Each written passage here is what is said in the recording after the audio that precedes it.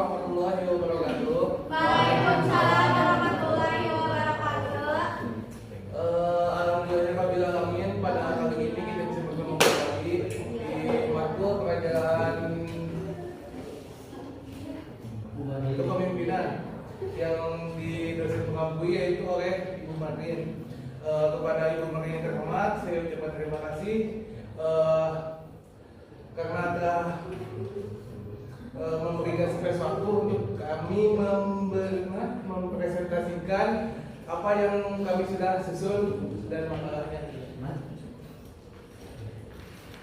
Sebelumnya saya izin memaparkan dalam presentasi kali ini ada beberapa penyampaian pemateri. Yang pertama penyampaian pemateri, yang kedua sesi diskusi, yang ketiga adalah oke, lanjut aja langsung ke mungkin ke perkenalan dulu. Perkenalkan, nama saya Lucian Akbar, sebagai moderator dan juga sebagai pemateri pertama. Lanjut. Saya sebagai pemateri kedua. Baik, saya Ria Melani. Saya di sini sebagai pemateri ketiga. Saya Salma Hanjani sebagai pemateri ketiga. Baik, tanpa lama-lama mari kita buka presentasi kali ini langsung ke pemateri pertama, yaitu yang akan dibahas spesial sendiri tentang latar belakang dari kepemimpinan. Latar belakang dari kepemimpinan adalah organisasi adalah suatu wadah bagi orang-orang untuk berkumpul serta bekerja sama dalam mencapai suatu tujuan. Pada organisasi tentunya diperlukan adanya sumber daya manusia yang berkualitas untuk dipersiapkan menjadi seorang pemimpin. Organisasi yang baik dipersiapkan menjadi seorang pemimpin. Organisasi yang baik adalah memperhatikan anggotanya sehingga setiap anggota dituntut agar dapat menjalankan tugasnya secara efektif dan efisiensi, baik kualitas maupun kuantitas. Salah satu faktor yang dapat menentukan baik buruknya kinerja anggota adalah gaya bekerja dan suatu perusahaan. Jadi berjalannya organisasi dengan baik atau buruknya itu tergantung pemimpinnya. Nah, nanti kita akan dibahas tentang gaya kepemimpinan ada tiga: satu otoritas, dua demokratis, yang ketiga bodo amat ya. Bebas. Lanjut ke definisi kepemimpinan.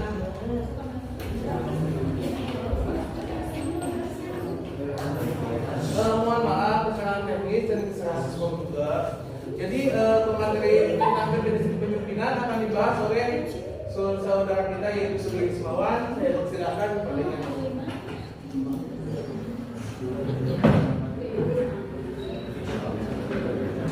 Assalamualaikum warahmatullahi wabarakatuh. Teman-teman, saya akan menjelaskan tentang definisi kepemimpinan.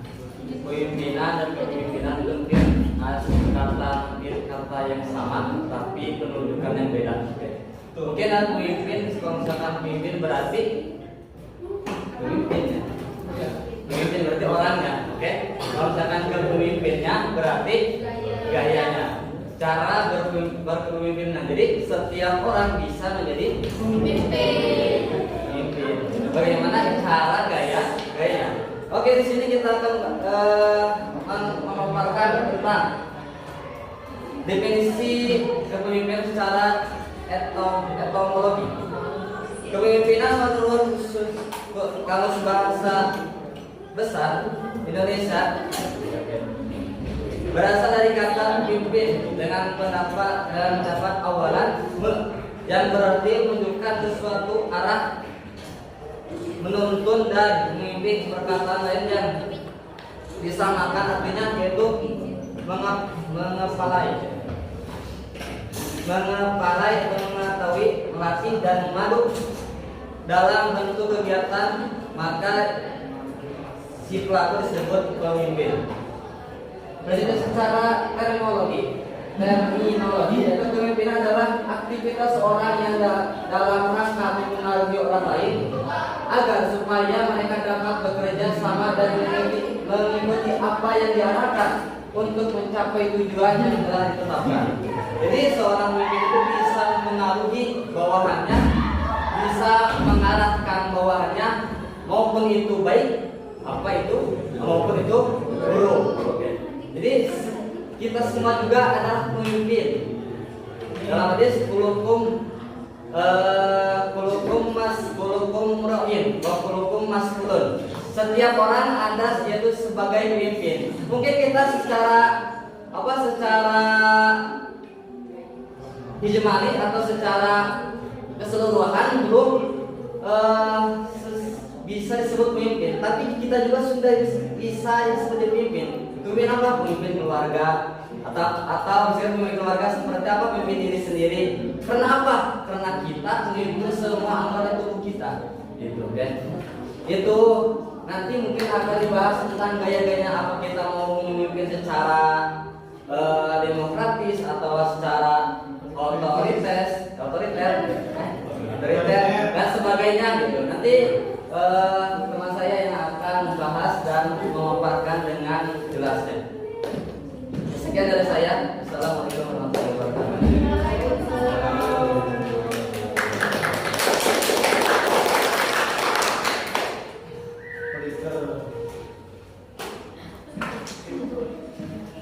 Terima kasih kepada saudara Sugri yang telah menyampaikan materinya yang sangat luar biasa.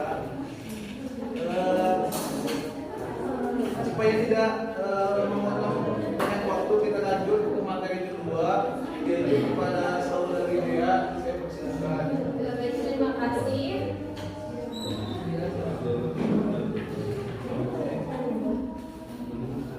Selanjutnya di sini ada gaya kepemimpinan. Dalam Kamus Besar Bahasa Indonesia tahun 2008 dituliskan bahwa gaya artinya kesanggupan untuk berbuat dan sebagaimana dan bisa juga diartikan kekuatan. Menurut Koha, bahwa gaya kepemimpinan merupakan norma perilaku yang digunakan oleh seseorang pada saat orang tersebut mencoba mempengaruhi perilaku orang lain seperti yang ia lihat. Di sini ada 3 jenis kepemimpinan. Yang pertama ada kepemimpinan autokratis, yaitu gaya kepemimpinan yang memiliki kriteria atau ciri yang selalu menganggap organisasi sebagai milik pribadi. Arogan, mengidentikan tujuan pribadi dengan tujuan organisasi, menganggap bahwa sebagai alat semata, tidak mau menerima kritik dan saran, selalu bergantung pada kekuasaan formalnya. Dalam tindakan pergerakannya sering mempergunakan pendekatan paksaan dan bersifat menghukum. Indikator dari gaya kepemimpinan autokratis, yang pertama ada sentralisasi wewenang, produktivitas kerja, manajemen setiap urusannya dengan gamblang, dan pengikut-pengikutnya wajib menerima perintah tanpa pertanyaan. Jadi di sini gaya kepemimpinan autokratis itu lebih kepada atas keputusannya sendiri tanpa melibatkan orang lain, tanpa mendengarkan saran-saran dari karyawannya. Yang kedua ada kepemimpinan demokratis, yaitu gaya kepemimpinan yang memiliki karakteristik menganggap bawahan sebagai makhluk yang termulia di dunia, selalu berusaha mensinkronisasikan kepentingan dan tujuan organisasi dalam kepentingan dan tujuan pribadi daripada bawahannya, senang menerima saran, pendapat bahwa kritik dari bawahan, selalu berusaha menjadikan bawahannya sukses dan berusaha mengembangkan kapasitas diri pribadi sebagai pemimpin.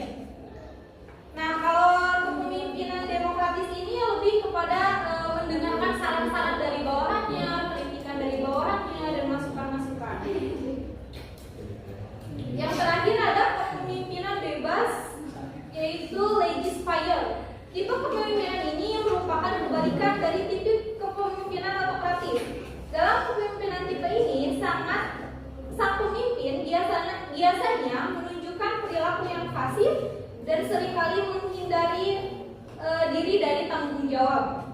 Seorang pemimpin yang kendali bebas cenderung memiliki peran yang pasif dan membiarkan organisasi berjalan menurut temponya sendiri. Di sini seorang pemimpin mempunyai keyakinan bebas dan memberikan kebebasan yang seluas-luasnya terhadap bawahan dengan menganggap semua usahanya akan cepat berhasil. Selanjutnya, ada dua dimensi kepemimpinan. Yang pertama, kepemimpinan yang berorientasi kepada tugas, yaitu kepemimpinan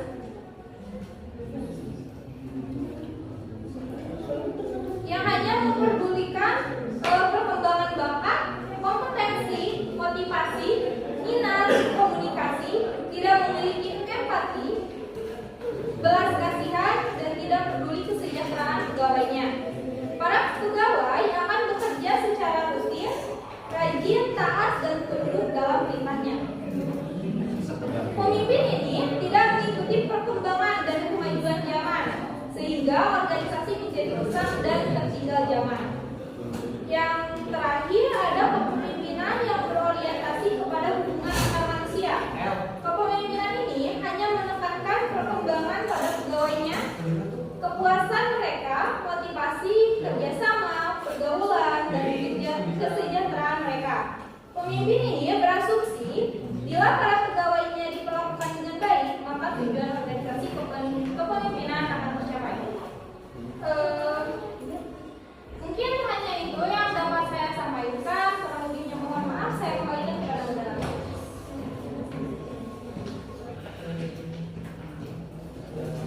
Terima kasih kepada saudari Dea yang telah menyampaikan materinya.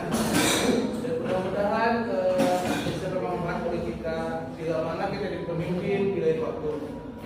Lanjut ke materi yang ke depan, yaitu yang terakhir juga, yaitu saudari Salva Diani. Saya persilakan. Baik, di sini saya akan membahas materi mengenai peran gaya kepemimpinan. Gaya kepemimpinan atau leadership adalah cara yang diambil seseorang dalam rangka mempraktekkan kepemimpinannya. Gaya kepemimpinan bukan bakat. Oleh karena itu, gaya kepemimpinan dapat dipelajari dan dipraktekkan dalam penerapan yang harus sesuai dengan situasi yang dihadapi. Gaya kepemimpinan bisa juga didefinisikan sebagai suatu norma perilaku yang digunakan oleh seseorang pada saat orang tersebut mencoba mempengaruhi perilaku orang lain seperti yang ia lihat. Gaya kepemimpinan adalah pola menyeluruh dari tindakan seorang pemimpin, baik yang tampak maupun yang tidak tampak oleh bawahannya. Gaya kepemimpinan menggambarkan kombinasi yang konsisten dari falsafah, keterampilan, sifat, dan sikap yang mendasari perilaku seseorang. Gaya kepemimpinan yang menunjukkan secara langsung tentang keyakinan seorang pemimpin terhadap kemampuan bawahannya.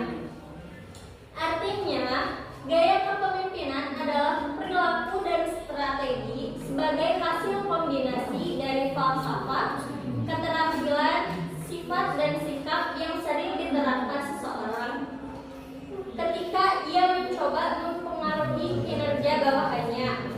Pemimpin dalam suatu organisasi memiliki peranan yang sangat penting. Peran tersebut dapat dikategorikan dalam 3 bentuk, yaitu yang bersifat interpersonal, informasional, dan dalam pengambilan keputusan. Yaitu yang pertama ada peranan yang bersifat interpersonal.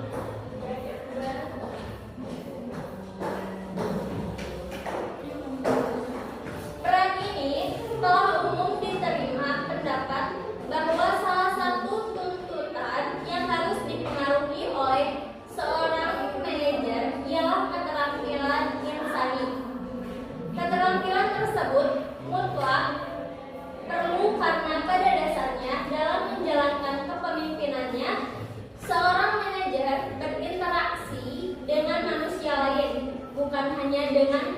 bawahannya saja. Akan tetapi juga berbagai pihak yang berkepentingan yang dikenal dengan istilah stakeholder di dalam dan di luar organisasi. Itulah yang dimaksud dengan peran interpersonal yang menampakkan diri. Kemudian yang kedua ada peranan yang bersifat informasional. Informasi merupakan aset organisasi yang kritikal sifatnya. Peran tersebut mengambil 3 hal bentuk, yaitu yang pertama, seorang manajer adalah pemantau arus informasi yang terjadi dari dan ke dalam organisasi.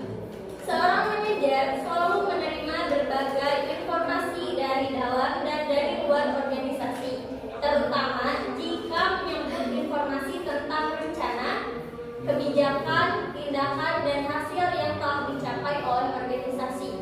Kemudian yang ketiga ada peranan pengambilan keputusan. Peranan ini mengambil 3 bentuk keputusan, yaitu yang pertama ada sebagai entrepreneur. Seorang pemimpin diharapkan mampu mengkaji terus-menerus situasi yang dihadapi oleh organisasi. Yang kedua ada peredaman gangguan. Peredaman gangguan yaitu mengikut tanggung jawab untuk mengambil tindakan korektif apabila organisasi menghadapi gangguan situasi kerja. Kemudian yang ketiga ada pembagi sumber dan daya. Semakin tinggi posisi manajerial seseorang, wewenang pun maksudnya menjadi semakin besar. Selain peran, kepemimpinan sangat mempengaruhi kinerja. Kepemimpinanlah yang memainkan peranan yang sangat dominan dalam keberhasilan organisasi.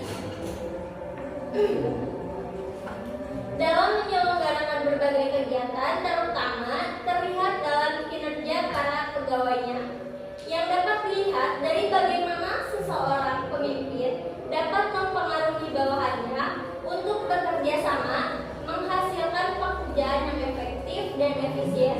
Berdasarkan deskripsi di atas, maka dapat disimpulkan bahwa kepemimpinan merupakan suatu cara yang dimiliki.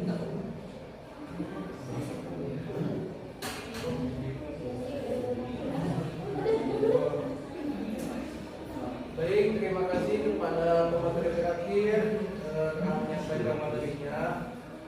Supaya tidak memotong banyak waktu, kita lanjut saja ke sesi diskusi atau tanya jawab. Ya, Angga nomor 2. Satu pertanyaan.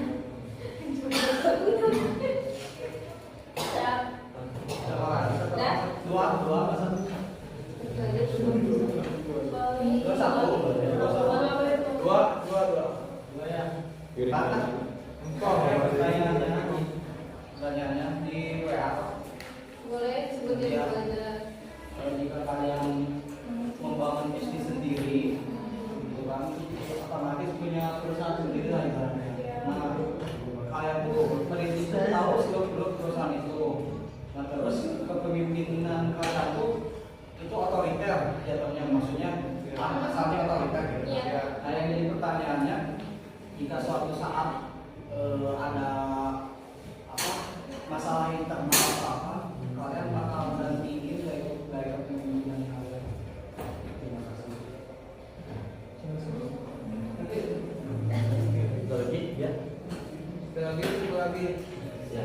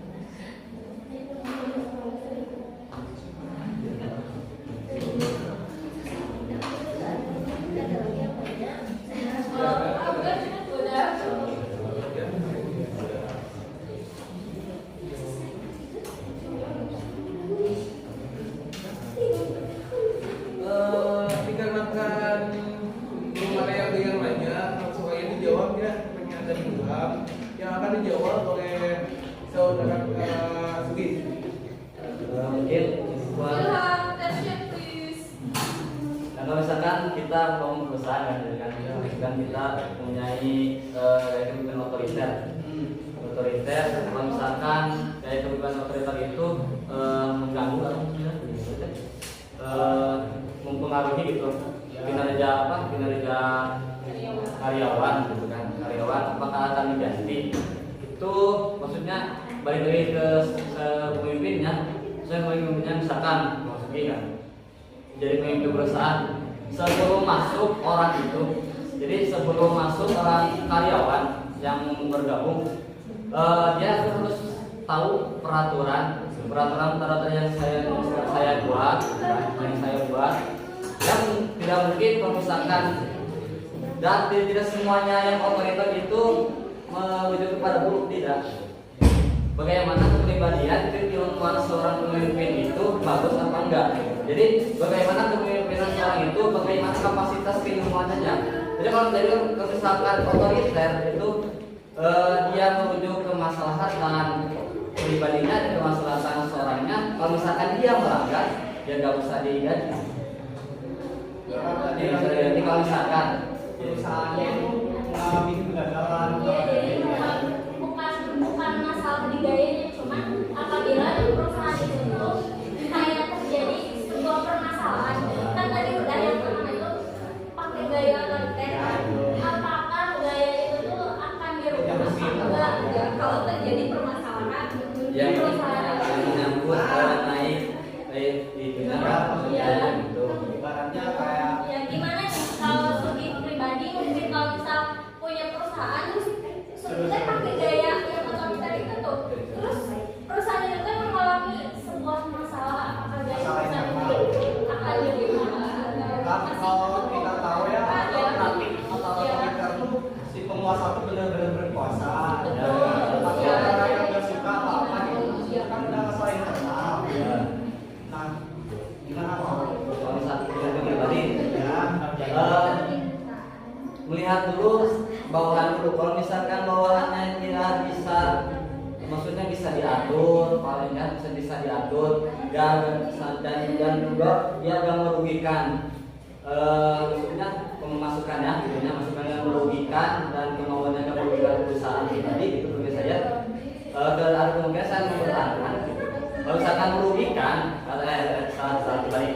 Kalau misalkan merugikan, saya tetap akan mengambil maksudnya kepemimpinan otoriter. Kalau misalkan itu maksudnya bagus gitu kan, kayak ada usulan, gitu kan, ada pendapat gitu kan, itu kan, mungkin dirubah. Ya mungkin Ilham, jadi pada intinya itu kayak kembali lagi ke situasi dan kondisinya juga. Kalau misal emang kondisi tersebut kan kayak udah gak ada cara lain nih, kalau misal kayak gayanya kan udah gak cocok, maksudnya kan gaya juga kan maksudnya kayak bukannya harus tetap satu itu aja kan, ada gaya-gaya yang lain juga. kayak kita GDF kan gak mau kayak cepat gitu kan, gak mau cepat melek gitu, jadi kayak gak cocok gitu kalau buat di sekarang. Mungkin yang dia gunain di masa yang lampau mungkin gitu, jadi menyesuaikan kondisi sama zaman juga. Berarti kayak kepemimpinannya bakal berubah. Ya pada intinya mah Intinya kalau misalkan tergantung situasi. kalau misalkan ditanya kepribadian punya gitu. Gimana Pak? Jadi kita itu konsentrasi dulu gitu. Kita kan tempatnya bagaimana gitu. Terus kita itu jadinya yang mana nih gitu. Kalau misalkan pakai cara yang satu tadi otoritaris, jadi cocok nih hasilnya diganti gitu. Kalau misalkan jadi timbul permasalahan jadi B terus kasih A si B gitu. Jadi kan kita itu harus mengoptimalkan sebetulnya. Iya. Gimana ya Pak? Cukup sekali ya. Cukup ya. Baik ya. Cukup. Saya menanggap ya. Ya udah.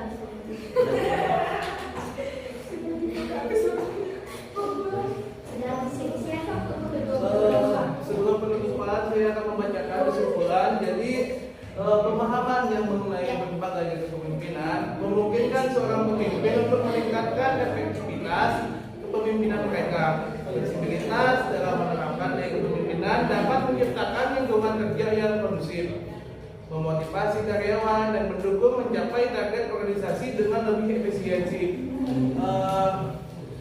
Sebelum ditutup, ada action hari ini.